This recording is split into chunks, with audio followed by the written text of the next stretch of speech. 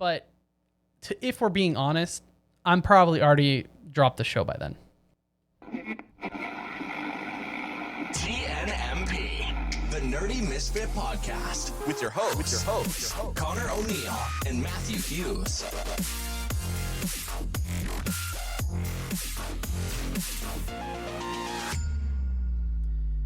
Hello. Welcome to another episode of the Nerdy Misfit podcast. What's up? It's Connor, man. That is who this be. Exactly. How's it going today, Connor? It's going well. It's a lovely day outside, windy, but It's better than the heat we've been having. yes, I was gonna say it's not insanely degrees. hot outside, or insanely hot for us. I mean, depends on relative to where you Sure. live. But yeah. Take it as a win. Here we are with the Anime of the Month episode. If you guys are new around here, which actually, there's a lot of new people because we've actually, I wish I had like a thing on our setup to do like a nice cheering sound effect, but we hit 100 subs, which isn't crazy in terms of the grand scheme of things for people. No, but it was a big goal for us to hit this year by the end of the year. And we surpassed it tenfold as we're over 150 subs actually since the last episode aired, which was Wednesday, Happy Wednesday if you're watching this on Wednesday. So if you're new around here, we're happy to have you. If you're old around here, we're happy to have you. And for those of you who are new, we highly recommend checking out episode 100, which is about Matt and I and about how the Nerdy Misfits started. So it's a great episode to check out. We'll put it in the description down below on the YouTube to check out. And yeah, just enjoy the ride. We have a Discord if you want to join it and recommend topics or, for example, recommended anime for the Anime of the Month, which is actually what this month's anime was. Crazy. It was recommended by one of our fellow Nerdy Misfits out there. Shout out to Christian. And so basically this is an ongoing series for at least this year. This year, yes. We started in January. And every month we've been watching a season of anime, checking out, giving our thoughts at the end of the month. Depending on how much we love it or how much we have to say about it, that could be the whole episode. We might have other stuff after, but we'll see. We'll see. And then we also decide what the next one will be. So we've been trying to mix it up and kind of get a little bit of every genre. I think we've been doing a good job so far, at least. But yeah, and if you're new around here and you're not subscribed, please hit the subscribe button on YouTube or the follow button on Spotify or any of the podcasts. Wherever you find your podcast. Wherever you're listening to us on, and helps us out. Helps us a loot. Welcome to Canada. And ring the bell to get notified when new episodes go live. We do post an episode every Wednesday. Time dependent. We've been trying to aim for like 9-10, but in the morning, Eastern. We'll but sometimes, Sorry. sometimes we're ahead, sometimes we're behind. Exactly. It happens. But without further ado, shall we jump into this anime of the month? Yes. The anime of the month from June being Ishura. So I'll give you the synopsis here. Yeah, that'd be great. From last month. Is after the demise of the Demon King, the resulting power vacuum has broken the balance of the world. Eager to claim this power for themselves, self-proclaimed Demon Kings from various worlds assembled in the new Principality of Lithia to fight for it. Among them, Master Swordsman Soju Yagyu seeks to take on his coveted position for himself. Joined by Toi Kezumi no Uni, a young girl who he saved from an army of golems that destroyed her city, Sanjuro enters Lithia to battle his way to the title.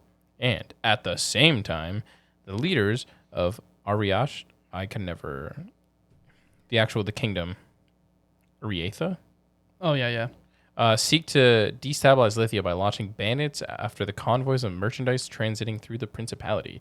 Enraged, Ishimi of Terran, the founder of Lithia and defector from the other kingdom, sends vicious thief Kazuya Nodaki to investigate the origins of these attacks. With war on the brink of eruption, no one can predict what influence the contenders for the Demon King's throne will have on the coming conflict. Dun, dun, dun. A lot of that synopsis is literally just episode 1. Most of it's just the description of what happens at the beginning of every episode. That too. I guess, yeah. The Yeah. The Demon King is dead. Yeah, we get like the narrator that talks about the happenings. Yeah. Now, obviously, spoilers alert. If you are interested in watching this show, there'll be, I don't think too heavy spoilers we'll get into, but Yeah. just be warned that we will obviously be going into discussion about this show. So if you want to see it, maybe come back after. Exactly. I want to start by saying the show, it's almost a prequel before the actual show begins, this season at least. It's a complete setup season. Yeah, definitely. Because the whole concept of the show is supposed to be this tournament arc to find the true hero. Mm-hmm. Right? Like a fighting tournament to find the true hero. And at least the first 6-7 episodes of this season is each episode is introducing a new character. Pretty much, yeah. A new broken character. I should preface this by saying this is an adventure fantasy. It's not really an isekai because we don't know of anyone being reborn into the world necessarily. Yeah, there are people from different worlds and that's what or they kind of countries. left Yeah. it at. So Yeah, it's a power fantasy of some sort. Battle style, like what's the word I'm looking for? Like tournament, battle royale. That's Battle Royale's what it's but leading prequel. into. Yeah, and this the first 6 or 7 episodes are each introducing a new OP character within this world, and that's probably one of the positives. Is it definitely seems like a very vast world with some very interesting power dynamics within the world. Like the speech is a pretty interesting power. Yeah, the word. That was a pretty interesting power. We've got a character who can cut through anything with any blade. We've got characters who have guardian angels that are just People that killing are able people. to attach themselves to mechanical. We got 3-armed wyverns. Yeah. We got it all. We got it all here. Now, I did find that the pacing early on was a bit off. You watch the first episode, and obviously it's very chaotic. And then, like the synopsis says, you have the one character diving in. I think that was Sojuro that comes in with he's the one who can cut anything with a blade. I believe so, yeah. And at first, this is also on the cover. This is like the cover character that we see in a lot of the art. So I was expecting him to be maybe the main character, but it doesn't seem. Obviously, there's many main characters in this show, and then you don't see him until episode like 8. So I was a little thrown off because I didn't understand the way they were gonna tell the story. I think with the first episode alone, like you really like the first episode, the story they set up, I thought was relatively interesting. It's it got interesting. you The demon, catching. yeah, the demon. We're not fighting the demon. The demon king's gone. Demon King's gone. Which sets up a very interesting dynamic because it's very easy to recognize in a lot of these fantasy worlds, everyone comes together to kill a demon king. But what happens when it's gone? Exactly. You have all these nations that are no longer working together. Or maybe there's this now there's that power dynamic that was the demon king is gone. That void needs to be filled. Who's going to try and, what nation or what individual will be trying to claim that title or become the new power within the realm, if you will. So it is very interesting, and obviously we do have some of that political drama kind of going on within the series where there are characters who are self-proclaimed the new Demon King. We also have characters that just want to prove how strong they are, just fight strong things in general. And yeah, there's a lot of little shenanigans going on between some of the characters for sure. That's definitely, it's a cool setup, I think. The pacing was a bit weird for introduce. I felt like there was lots of exposition without a lot being told. Now, I'm not saying I need to be told everything or have all of the history, backstory, etc. being told to you at once. Yeah. But when there's just exposition for just have it really slows down the show and it makes it quite a slow burn, which I think is one of the negatives of the show. It takes 6-7 episodes until we get to the battle. Saying a war feels a little. It was happened all in one night. The So beginning of the attack on the city, like Lithia's the attack on Lithia. It's more of a battle, Yeah. an overnight battle, but that's kind of where things start to get a little bit more interesting. But if we're being honest, I'm probably already dropped the show by then. Yeah. I think the pace of the first episode is pretty solid because you're like, oh, here's some 2 characters. Welcome. This is the world you're in. And then a couple exciting incidents. And then those characters decide to join forces and carry on. Yep. And then episode 2 happens. And then it's a different story. And then you're like, okay, maybe we'll get back to those characters in episode 3. Or they meet up or something. Exactly. Yeah. And then episode 3 happens. And it's new characters again. Yep. Then episode 4 happens. And New it's new characters. And And episode it's not 5. just one new character. Yeah, you're getting It's introduced to like 2 or 2 3. trios and stuff. And then when I was watching this, I was thinking about Hell's Paradise. Yeah. Because Hell's Paradise does it in a lot more cleaner way where you get introduced to a vast of these characters. They overlap, but they don't overlap that much. I think the other thing about Hell's Paradise is you're aware of who the main character is. Yeah, I kind of guessed who the main character was, and the fact that like by the end of this story, when you only have 4 surviving, But that's 4 main characters in a way, right? that's what I mean, right? But in Hell's Paradise, Game is the main character. Like from the start, you're like, Yeah. okay, we're following this dude, this kind of the story mostly through what he's seeing. yeah, And then we kind of get to see kind of cool fights on the side. Mm-hmm. But we know that he's the main character. yeah, So I didn't far, get at that least. from season 1 of this show, for example. I didn't. You have no idea, which could be interesting. In a way, it's a good way of storytelling because you're like, it really does like who will live, who will die, like Yeah, you don't know. It's Game of Thrones-esque where Yeah. who's really... Yeah, the Starks seem like the good guys, but then all of a sudden, a lot of them Maybe don't they're make not it. the good guys, etc. Yeah, Yeah, they don't make it, and you're starting to follow other characters, but then they don't Yeah. make it, and you're like, okay, who are we cheering for? You know? exactly. And you even same said thing. it too, where like by the time the battle happens, you would have dropped it by then. And I think Unless you're someone who really likes the battle fantasy and is... I could see you being interested in the world and sticking it through. Or, obviously, if you're a fan of the light novel, for example, you obviously know what's coming. And you want to see all these interesting characters you're meeting interact or fight or whatever it ends up being. I just think it was a lot of characters very fast. Yeah. And just not enough explanation as to why those characters are necessarily doing what they're doing or going where they're going, etc. Yeah, I would be curious of how the light novel adds a lot more, or if this was a really good adaptation versus it cut out a few things. Yeah, that's valid. Haven't read the source material either. Neither have I. I think some of the characters were neat. Like the Mandrake character, I thought was very interesting. Yeah, unique. I haven't seen a Mandrake fight things before. Yeah, so that was really cool. The skeleton man didn't really make sense. Gave me a lot of Overlord But vibes. yeah, it gave the Overlord for sure. But and full CGI Yeah. the whole time.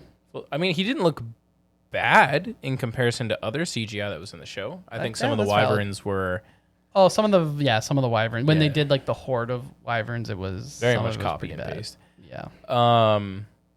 I think there were certain scenes that went on for too long, or it could have been in a different atmosphere and would have done the exact same. I think, like, you know what Yeah. scene I'm talking about? Yeah, yeah. The tub, or like the bathing scene. Yeah. Yeah, I was like, does this need to be in this context? Well, that's just anime. I know it's just anime, but I digress. That, But I that think, was yeah. just very anime. I was thinking more of the one that was kind of like, okay, was the spider mech. Yeah, did she need to be naked? Yeah, exactly. I don't. That think one so. was a little bit more on the. It's a little much. Yeah, you're like, well, I guess maybe her skin needs to be touching the mech, You know, but But it didn't because she had the weird things that connected into your auxiliary cords that came out. the her back. into the system. Um, The bath scene is like, you either like those scenes or you don't like those scenes, but for the most part, that's in a lot of anime in it is. general. It's a cliche anime for sure. So But I didn't find as much issue with that, but yeah, the spider one was like, okay, this is a bit unnecessary. a little much, yeah. Yeah, I think a lot of the characters were different, uniquely designed. So No, I could yeah, I definitely be think- like, oh, this person with the eye patch is very different than the person Their power with this. system, the powers of each of these Individually were honestly really broken interesting. characters. Yeah, definitely. And the thing that makes them also interesting from a positive standpoint is they're all broken in their own way, but they're actually all have very interesting personalities. Like they're all pretty unique in Yeah. what their goals are, whether we know exactly what their goal is, or even, for example, the swordsman. He just wants to. His whole personality is he just wants to fight things. He's not really heroic. He just wants to fight He things. just wants to fight things, and if he happens to save someone by doing so, he's So like, be it. yeah, he's like, whatever. Yeah. I got to fight something strong. I do think the plot of the Wyverns with the blind girl was interesting. I thought it I thought it could have was been explained a little bit yeah, better. I thought it was a little weird. I didn't realize that from the start that she had no idea, or we're supposed to not know that that it's a wyvern. Like, I didn't get that. Oh, I thought okay. she was aware that it was a wyvern that was Okay, visiting no, her. I got that from the beginning, just the way she was like talking. I was like, I don't think she knows that it's a freaking wyvern. But then she does know. she does, but then Yeah, we're told well. that she doesn't. But yeah. But I mean, like the episode 10 is when we see her, or 11 we see her with the wyvern. Yeah. And she's like, I always knew. Yeah. So Yeah, that weird subplot was oddly executed. Like I think the ending of that subplot was, and we didn't get a lot with because her, I guess, caretaker, if you will, was the current self-proclaimed demon lord. Yep. And we didn't really get much as to that relationship before. It didn't matter. Even for me, like the equivalent of her being the self-proclaimed demon lord, like it came out of left field. Like watching Harry Potter and the Half-Blood Prince and forgetting about the Half-Blood Prince subplot, and I then see, yeah. Snape being like, Her- "Oh, I am the Half-Blood For Prince." and me, you're like, it "Oh, wasn't so much cool." that she was the self-proclaimed demon. It was that everyone believed that she could rule and lead this city into the next era, if you will. And she just took it on because everyone believed in her, kind of thing. Yeah. But Intro, Yeah. outro was mid. I kind of skipped them. I didn't really. I pay too listened much to them a attention. couple times just to see. I thought that the OST was pretty solid, and the sound design overall was pretty good. Like, Yeah. it all fit really well. It all sounded pretty crisp. Like when you go to the weapons and stuff, the sound effects of using the voice was cool, and I liked the the vibration kind of effect Yeah. that it did whenever someone used it. The word art, yeah. I think for sub versus dub, I thought the dub was fine. Yeah, they were the both voice decent. actors were fine, like voice actors, actors, etc. I thought it was good. I only watched the last few episodes subbed, but it was still fine. No complaints in that department. It is getting a season 2, you said, right? Yeah, and that's what one of the things about the show is. It's clearly setting up for what is the main concept of the show, which is finding the Demon King was taken out by the true hero, but no one knows who the true hero is, or if they exist, or where they are, etc. And it seems like the whole purpose of the show is to find who the true hero is, and that's going to be leading into a tournament that's going to be hosted for all strong warriors and whatnot Yeah. to find out who the true hero is, whether they know it or not. It was kind of like Seems kind of weird that there's only 4 people left, but I kind of get it in a way. and it I'm makes more sense assuming now it's gonna because have also we more- get at the end we get what Ashura is those 4 characters. Yeah. They're like characters from another world or whatever that possess special powers. We've got a 3-armed wyvern that's kind of like can loot anything and use anything it loots. Those I think, 3 weapons are great. but it could have more weapons Yeah. because it seems that the whole concept of it was that the wyvern loots different Fancy dungeons and whatnot. Yeah. And we Yeah, have but- the swords guy. Swords that can cut anything. Yep. We have someone who has the word art, Yep. which can do anything with word art, anything they say. Insane. Broken. Most Most broken broken thing I've one. seen in anime, I That swear. was the most Like, broken character by far. just And like- of course, just like a kid. Yeah. Like a of course. young elf, like Yeah. that, still learning about her power in general and the world. Exactly. Who's the 4th one? I'm drawing a blank. The fourth one, I believe. Well, Is it technically? It's not the girl, right? no. I didn't think so. Oh yeah, who is the fourth one? The sword. It's not the bandit, because well, spoiler alert: the bandit didn't make it. It's not Spider Girl. The wyvern. We said the wyvern. Yeah, no, I'm just trying to.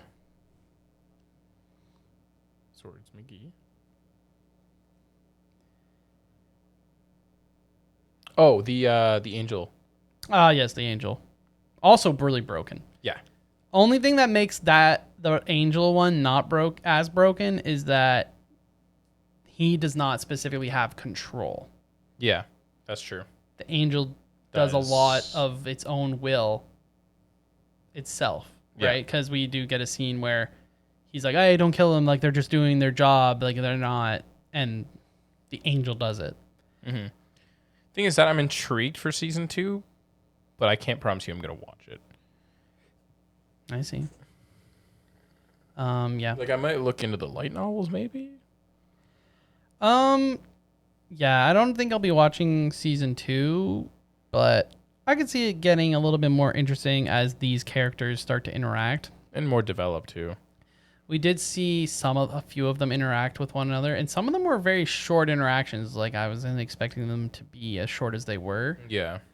And like we mentioned, there were some Game of Thrones elements where there were some characters that I thought would last a lot longer that didn't make it as far into the show as I expected, which was interesting. The fake swordsman, like the bandit dude. Yep. Like I thought he was gonna last a little bit longer. Especially since he's set up the same way from another world. Yeah. And obviously all these other worlders seem to be broken. Awkward. That was a good fight though. That was probably the better fight, even though it was so short. Yeah. I think everything that happened in that room. The use of slow motion was good. The kind of back and forth that they have, it was really good. Yeah, I would agree with that. And that guy's power was the ability to see into the future. Yeah. Which is a pretty good ability. Pretty good ability. Sucks but that you die by that, but he didn't have the power to cut through anything. Turns out that sword was not very sharp. Sure. The death of the Mandrake was very random.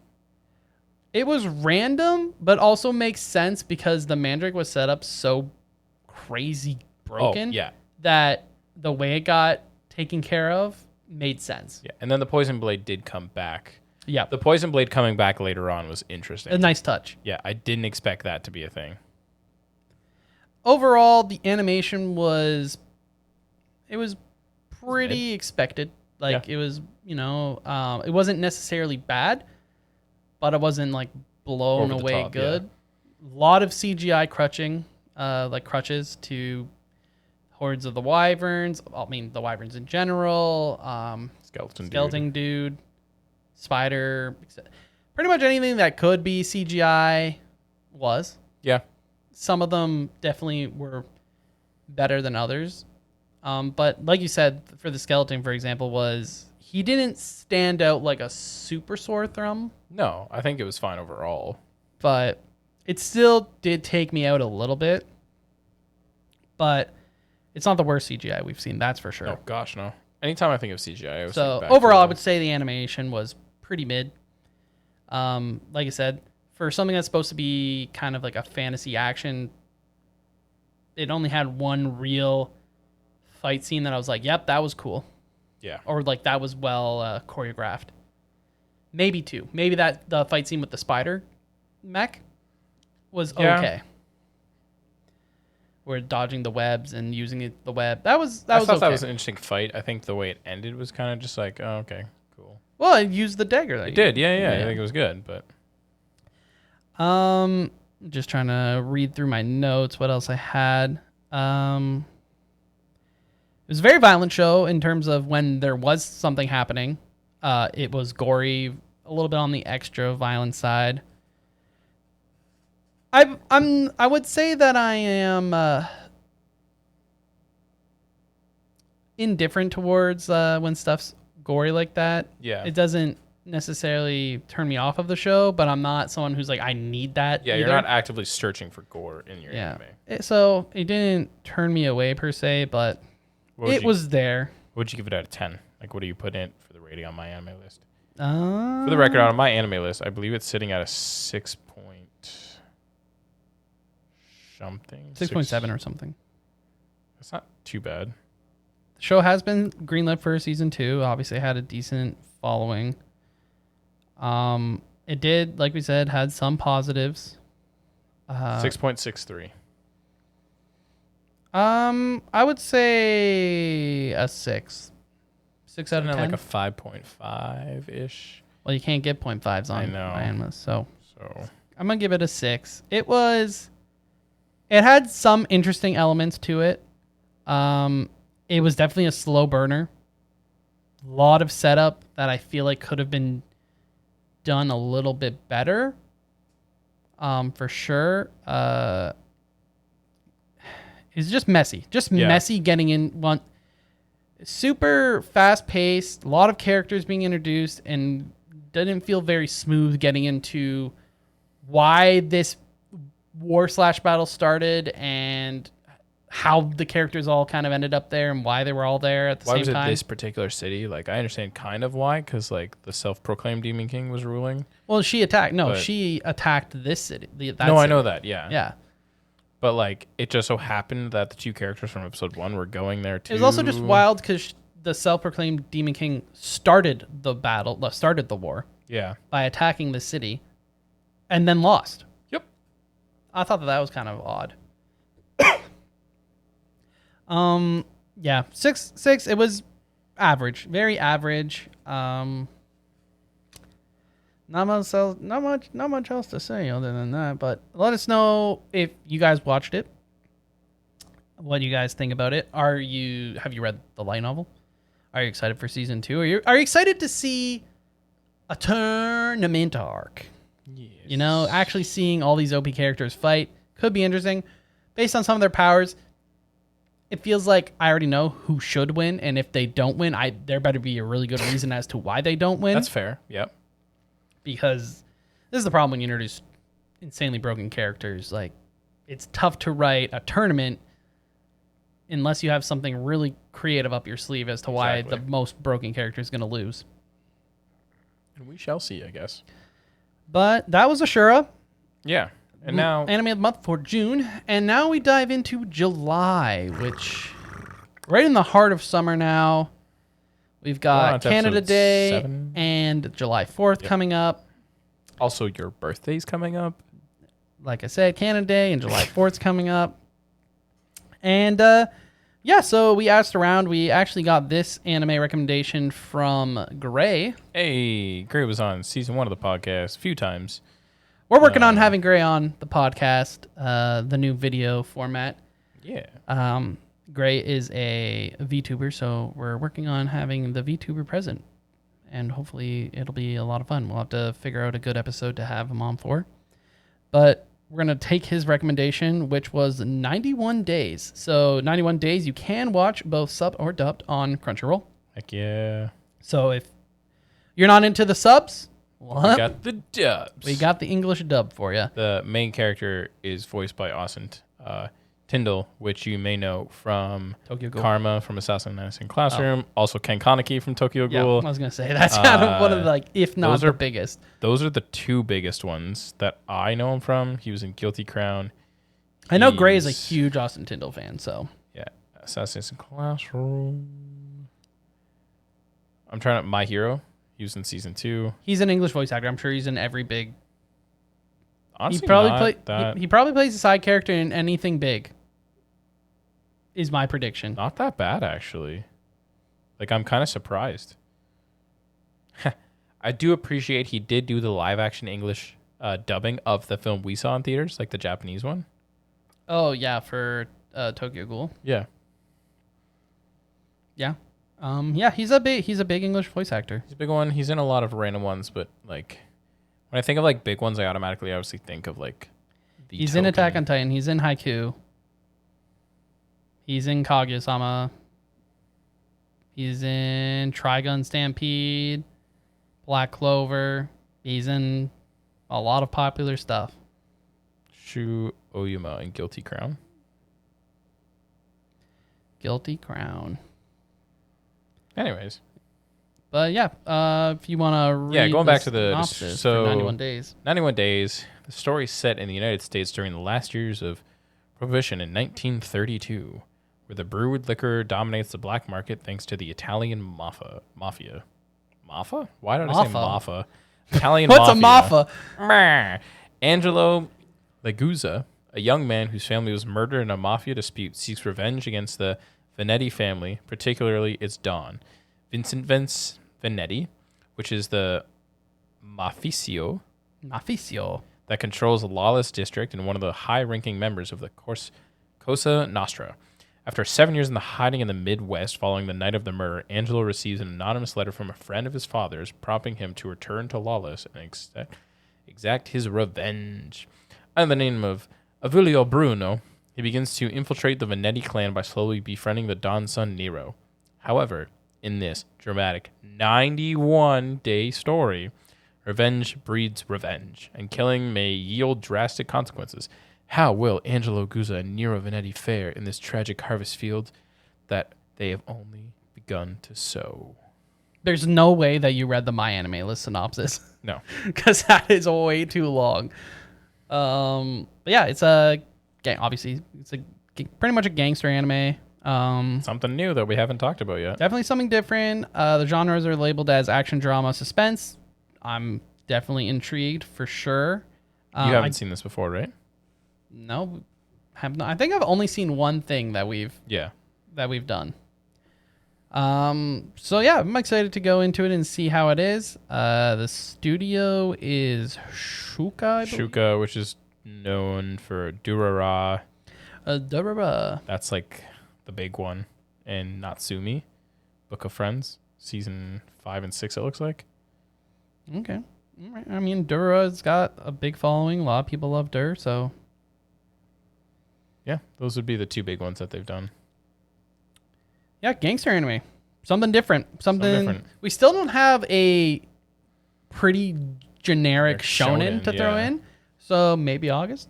We'll see. But if there's an anime that you want us to watch that isn't too extreme, like usually we like to sit in the 12 to 13 episode mark or one film or two films. We don't mind going up to 24. Preferably not in the summer. Just, Yeah. Very busy lives we live. Long days, you don't want to spend time outside. Sunshine Family, is good friends, for you, all that. etc. Touch grass and all that. But yeah, we do have the Discord where you can follow along and watch the anime with us and let us kind of know your thoughts as we're going through. And yeah, like Matt said, give some recommendations. We'll probably get to most of them. Yeah. If you guys recommend them. Yeah. And honestly, we would also love if you are really into it and you're really into the show that we pick for the anime month. There's always potential to hop onto the podcast for a quick 5-10 minute discussion about said anime for the end of the month episode. Yeah. Because the whole point of this is also to interact with you guys. Exactly. And even this is just more for me personally than Connor, but if there's any light novels that you guys find interesting, I'd be super curious to give more light novels a try. I've read 3 or 4 light novels. One of them was a Sasuke one. The other ones was from the Monogatari series. But if there's light novels that you guys find interesting, you should recommend them. Just read ReZero. Just read any of the good isekai ones. I want to do more than just make it easy on yourself. If it's a popular isekai, just pick the ones that are rated the best and then read that one. Go from there. That's your advice. Next trip to the bookstore, maybe. Or just pick one with the longest title so you can tell people that you've read.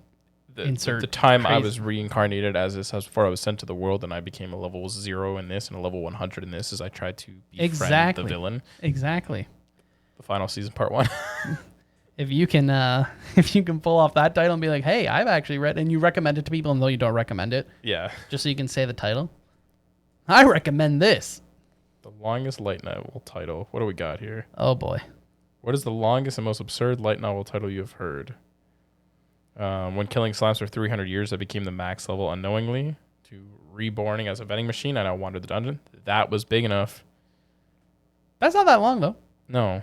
Oh, got one.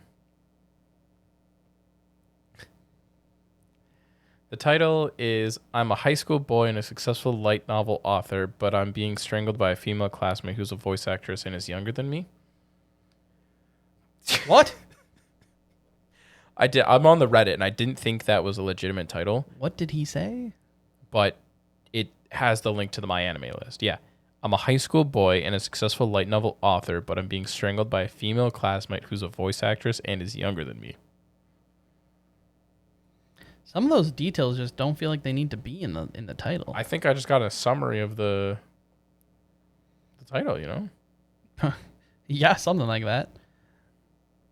That's definitely one. That is one of the titles of all time. And what do we have coming up? Anyways. We have So in the next couple weeks of the podcast, we have the chat about Star Wars Acolyte. That we'll be talking about in July. We'll be talking about 91 Days in July. We'll be doing a fun episode, hopefully, about just random toys and stuff from our childhood. So Beyblades, Light Brights, Bakugan, a little bit of TCG, but not too many because we've done an episode on that before. and some potential more Beyblade. tier list videos coming. Potential more tier lists coming in July, if not definitely in August. So stay tuned for all the fun-filled stuff. Yeah, I think we're gonna have some good things coming. Exactly. Yeah, everyone seems to like the tier list videos, so we probably end up doing that. We'll spread them out.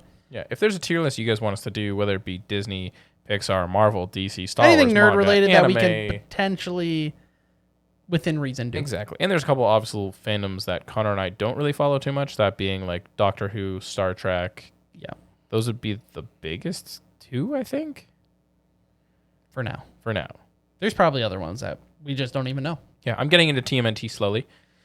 Oh, that's kind of a comic, right? Yeah. Well, I mean, movies, video games, like, I don't know how far I'll go down the route, but comics. What about for sure, yeah. Transformers? Would you consider yourself a aficionado in the Transformers? No. I saw that the one that everyone was giving a lot of hate to did pretty well. Like the new animated one? Yeah. With like Idris Elba and Chris Hemsworth, I think Yeah. it is. Yeah. It's like a prequel to, it's like teenage Optimus But also, and it's not Megatron. targeted towards necessarily the same audience, right? Where Oh, agreed. Yeah. A lot of people were giving it some hate When they shouldn't because it's a kid's movie. because it wasn't targeted towards the same audience. Yeah. Yeah, I'm not gonna lie. I haven't seen an episode of Acolyte yet, and I don't know if I'm really excited to watch one. Based on, I think our episode's going to be a treat. based on the stuff that I've seen, I don't know if I'm excited, Yeah. to be honest. And I'm not even like a major Star Wars. Fanatic. I would say I am a casual Star Wars scrub Yeah. who lets the prequel nostalgia that fire is hot. Don't worry. That will come in handy. That fire burns hot.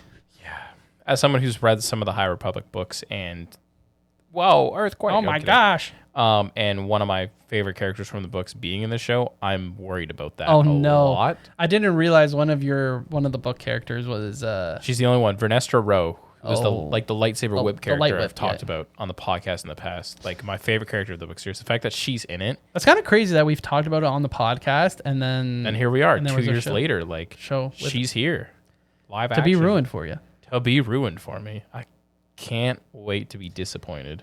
Yeah, that's not good. But man. that will be a chat for a future episode. So That's Yo. not good. In other news, My Hero Academia coming to an end. coming into end August 5th, did I August say? 5th, I believe. Yeah. Um, Crazy, man. That's crazy. Yeah, it didn't take long for the wrap up. That's I I'm gotta not say. surprised though. For the I mean, for sure. yeah. Are you caught up now? Yeah, I Okay. mean, it wasn't. I mean, to be fair, I was not expecting it to be as quick. Just jumping Back into to some- normal life? Yeah. Yeah. Kind of jumping into like going back to what would you say, like the first arc, really? Yeah. of- Just normal school day. La da da da. The yeah, whole nothing world happened. didn't get destroyed. At Nothing all. happened. Blah, blah, blah. Nothing happened here. Yeah. No giant war at all. Just But yeah, your I average Tuesday. kind of expected it to be wrapped up quickly. Maybe I thought maybe it would have been pushed through the whole summer just because of the current airing season. But I don't know if this season's 2 cores or if think it might be ends 2 or cores. it ends this season. Because if it is 2 cores, I kind of am shocked that push him to just make it last till the end of the summer. Let me check that live chart. Just because if the anime's going, then you can obviously get more people reading the manga and whatnot. But yeah, that's a big hitter for Jump Down, but hopefully we'll see some 21 episodes in, yeah. Some new ones stepping up. We also got that Demon Slayer the final arc of Demon Slayer will be 3 movies. How do you feel about that? I'm not liking the whole broken into multiple movies for Do you think they're going to try and cash cow and just make it into separate seasons like they did the first movie they did? No. I think that they're just going to do, I mean, they're already cash cow. They're doing 3 movies. Well, I know, but I'm just saying they cash cowed on that first movie and then they chopped feels it up like to make it into a season. Ufotable released that first Demon Slayer movie for the train arc, and it did so well. Yeah. And then we've got stuff like Attack on Titan that copied and had it canon arcs as kind of movies. Yeah. And then we got Haikyuu, 2 separate movies. And now we're getting Demon Slayer again with 3 movies, though. See, I think that's a little extreme. Yeah. If it's 1 movie that's enough to cover a whole arc, that's awesome. And the other thing is, we know that Ufotable for movies, we've seen the Fate movies, we've seen Demon Slayer in general. Like, they don't mess around. The quality... I think it will be great quality. The quality is amazing, but 3 movies is just... It seems a little extreme. And my other concern is, what if it's split up movie, year? People are going to complain just like Attack on Titan. Yeah. People are going to complain and people are going to lose lose interest. interest. This is still going on. Yeah, but I don't doubt that it'll be good. Yeah, I think it'll be good. I think the way they did the first movie, I think that arc was great as a film.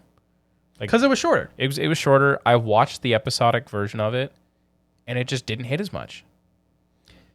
Well, you also didn't need to watch the episodic version. I know, but I was curious about it. I know, but I was... Because they added some footage here and there, so I was curious about that. But, yeah, I think doing 3 movies is just... And, like, Jujutsu Kaisen 0, the movie...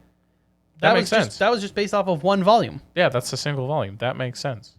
Like, it was kind of crazy that they managed to do 1 movie based on 1 volume. But the flow of it was fine. But it didn't need to be more than 1 movie. Yeah. It wasn't a very long movie. Made sense. So I'm not loving the trend towards movies for arcs. But I also accept that if they're going to do it, the animation quality better be up to snuff for a movie. It will be. Well, you say that, yeah, for Ufotable, but I mean the trend we're getting. Yeah. Of all their studios doing it, not just Ufotable. If only Promise Neverland would have done this. No. I'm just saying Goldie Pond would have made a good movie. Yeah, I'm just saying I don't love the trend of, especially then we have to wait longer in the West because we don't get the movie at the same time, just subbed. Not going to go up to a Crunchyroll. It would be nice if we got it at the same time in a movie theater and it was subbed. The other issue for us, this is more specific to Matt and myself, is our local theaters around us don't actually get every anime film. No, they don't. Good example is the Haikyuu film that recently came out was unavailable. We would have had to drive about an hour to... How far it was? It was in the GTA. Insane. So... Although you can make a fun trip out of it, it is a lot more effort to go see some of these anime films for us. And now we're stuck waiting until it comes on Crunchyroll, if it comes on Crunchyroll or whatever streaming service, which is unfortunate. So personally, I'm not a big fan of the trend. However, as long as the quality like we've come to expect is reached, then it's okay. I'll accept it. You'll accept But I'm just not in love with having all these bigger IPs being like, oh, we're so popular, we can make a lot of money if we do a movie. Because some of them aren't going as far extra in terms of animation or quality. They're just releasing what is essentially multiple episodes combined and saying it's a movie. They did like, no offense to Attack on Titan, but that's basically what Attack on Titan's 2 things were. They were just essentially longer episodes. Yeah. And to think that they're just trying to cash in on that. It just doesn't make sense. Well, it makes sense for them. Well, it does, but like it's just a pain. Yeah. So let us know what you guys think. Comments down below if you're on YouTube. Once again, hit that subscribe button if you're new. Join us on our Discord as well. Matt loves chatting people up. Exactly. We have a bunch of different channels for whatever nerdism Calls, you're having. RPG, manga, anime, Star Wars, Marvel, DC, anything and everything. Anything and everything. Sports, video Sports! games. Speaking of sports, congratulations to the Florida Panthers on winning the Stanley Cup. Stanley Cup. Connor McDavid took the Conn Smythe. Yeah. I think that's the first player in since 2003 or something like that to win the Conn Smythe that was on the losing team. Dang. And I'm pretty sure most of the time it's a goalie that ends up. So it's surprising to see a player do it. Yeah. But maybe But next until year, then. Edmonton. Maybe next year. Anyways, And thanks for listening. until next Thanks for week, watching. guys. This has been Matt and Connor of the Nerdy Misfits. And we'll see you next week. Yeah, we'll see you next So week. long. Farewell. Bye. TNMP, the Nerdy Misfit Podcast. Don't forget to join the island by dropping a follow. Thank you, and see you next week.